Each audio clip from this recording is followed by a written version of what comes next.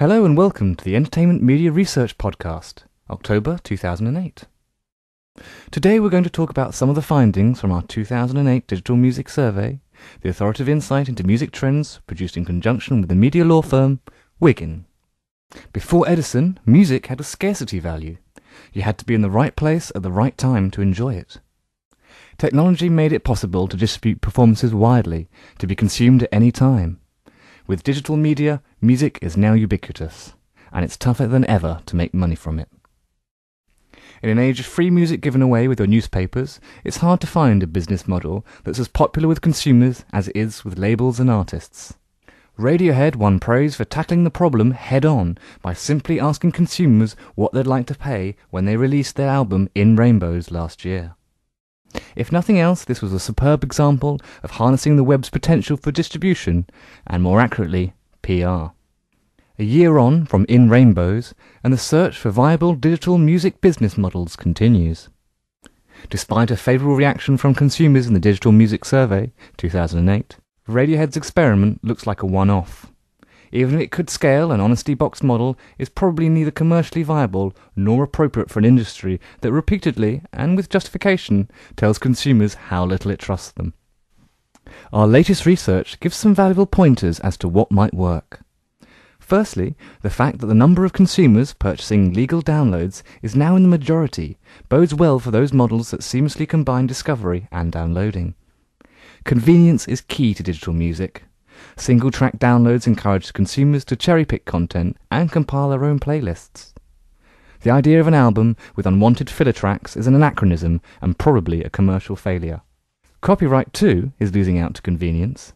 Chaining up music with digital rights management, DRM, won't work while most of the music in the world is freely available on CD.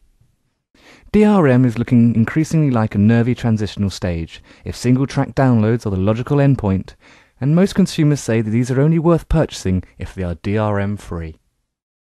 The incidence of people who think DRM is a good idea to protect copyright has fallen since last year, and objections to DRM now are often more over its perceived lack of convenience than privacy. Although most consumers believe DRM interferes with their right to do whatever they like with their music. A taste of the sort of impact a serious ISP policy might have upon piracy is visible in our finding that the population of illegal downloaders dropped by 10% over the last year. However, a hardcore of consumers won't pay for music. Nearly 3 in 5 teenagers have downloaded music illegally, and these numbers have not moved since last year. This latest research enforces the fact that consumers' thinking on digital music is framed by questions of value and convenience. This has had an impact on one of the most radical models to emerge in the last 12 months, subscription services that bundle tracks with hardware, as in the case of Nokia's Come With Music or Sony Ericsson's Play Now plus phones. Our research indicates the jury is very much out on these services. While just under a quarter of consumers would consider this model, only 6% would put it in their top 2 choices. Part of the problem is that consumers love their phones and love having music on the go, but not the two together. The mobile downloading market is actually in decline. Fewer than 1 in 10 consumers say they are purchasing mobile downloads, a drop since last year and actually lower than 2006. What's more, only a fraction of consumers are likely to start doing so in the next 6 months. Given how lucrative ringtones and then realtones have been for the music industry, full-track downloads may seem a perfect logical next step. Downloading to a mobile is slow, and handsets can't store as much music as dedicated players and mobiles. Therefore, it's still not seen as the portable music system of choice. Even brands with a strong musical pedigree to bring consumers on board. NME Mobile scrapped its full-track music download service earlier this year. In this context, sideloading continues to grow. Perhaps as more phones become available that are first-class music players with decent storage, take-up of mobile music will follow. Sideloading isn't just about avoiding DRM or paying again for music you already have. It's about convenience, and as people's music collections grow, the most hassle-free way to organize them is on a PC.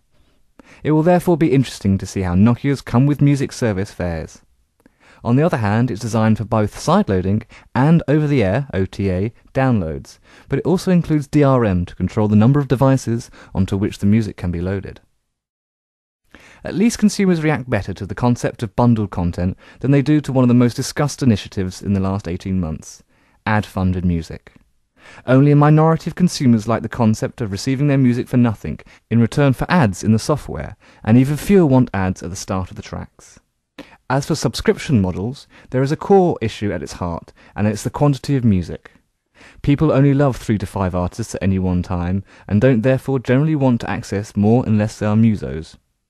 Music is also something that isn't consumed all the time, like TV, where subscription is the preferred model. Music listening depends upon mood and time factors. Perhaps it's time to think laterally about introducing some scarcity back into this content, and not just scarcity imposed by CD pricing or legal threats. Live music is the last place where music still is tangible for consumers. It's part of an experience that can be relayed around the world in an instant, but never precisely replicated. You always have had to be there.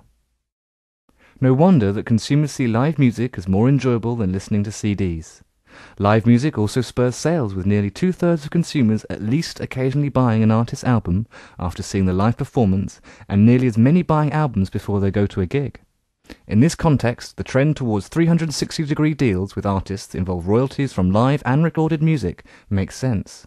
Similarly, it means that record companies may be able to create new revenue streams from bundling gig tickets with music purchases, creating concert webcasts, or selling audiences what they've just heard on a USB stick. Once again, technology makes it possible to pass the performances on. The challenge now will be how you enlist consumers to do the work. With social networks so important to music consumption, maybe there's a way out. Understanding how the viral potential of the web can be harnessed to build buzz around an artist is the holy grail of marketing. So how about combining the power of social networks with legal downloading? The clue is in the fact that over a quarter of consumers would consider selling music via the social network profile or blog. Combine this with the fact that nearly 40% of social networkers have been asked by others where they found their profile music. You start to see an opportunity to create new street teams for music online. Perhaps the time will come soon to take this model further and go beyond directing consumers to retailers.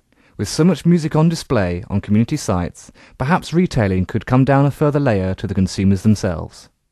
When consumers hear something they like, a music store application could handle the download transaction without the need to go to a separate store. So there's an opportunity to turn customers into sellers. The record industry may be uncomfortable with this new distribution chain, but if file sharing has demonstrated one thing, it's the ability of the web to push control out to consumers. In this environment, audiences could be both recipients and distributors of copyright material. With so many sharing their playlists, there are millions of radio stations across the web. Music marketing is less and less about reaching everybody in the same place, and increasingly about finding everybody who is into the same thing. Thanks for listening.